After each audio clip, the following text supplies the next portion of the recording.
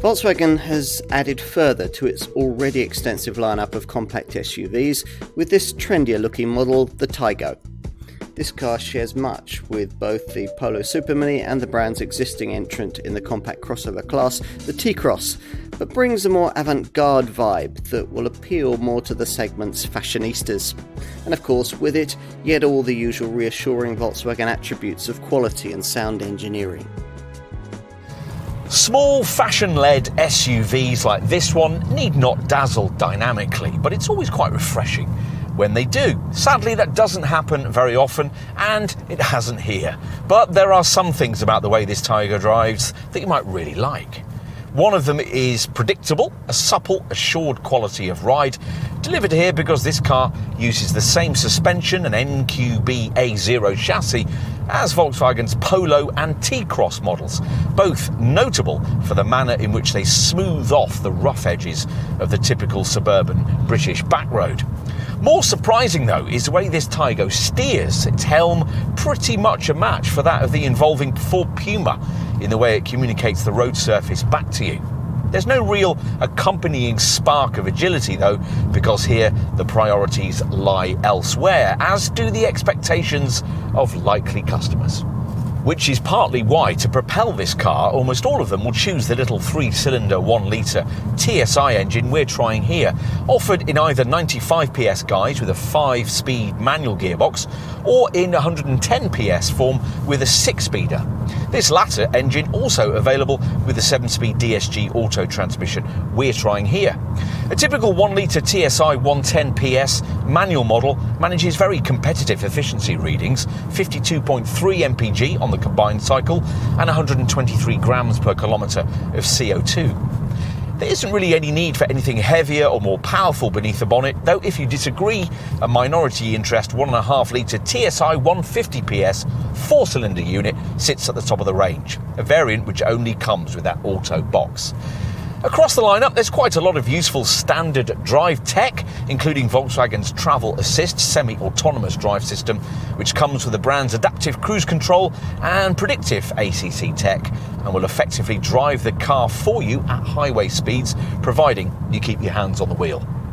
There's also a park assist setup that steers you into spaces, and plusher versions get clever IQ light LED matrix headlamps too. Volkswagen calls this an SUV coupe, and you'd get that if you placed one alongside its boxy T-Cross showroom stablemate. Otherwise, though, despite the raked-back roofline, there's not much about the chunky silhouette that really shouts coupe. Volkswagen calls it sporty, rugged, urban and robust. Perhaps. It's distinctive at the front, where the LED headlights are framed by daytime running light strips. But beyond the trinketry, some clever designs in evidence, this raked-back tailgate glass section is compensated for with subtly extended rear overhangs that culminate in this neat bumper with thin reflectors and this token lower faux skid plate. Where this Taigo feels just about a match for its slightly ambitious asking price. The media screen technology helps with that. Upper models like this one get an 8-inch Discover Media Center monitor paired with a customisable 10.25-inch Digital Cockpit Pro instrument binnacle display. With base trim, the respective screen sizes fall to 6.5 and 8 inches. Some elements of the cabin quality feel a little aspirational too, like this lovely leather-stitched wheel and the soft-touch dash top. Other fittings, though, particularly the hard, brittle plastics that feature further down the fascia, remind you of this car's Polo parentage. You don't sit particularly commandingly, but the seats are supportive and feature standard lumbar support. All-round visibility is pretty good for something purporting to be a coupe, and there's plenty of cabin storage for your odds and ends. OK, time to take a look in the back.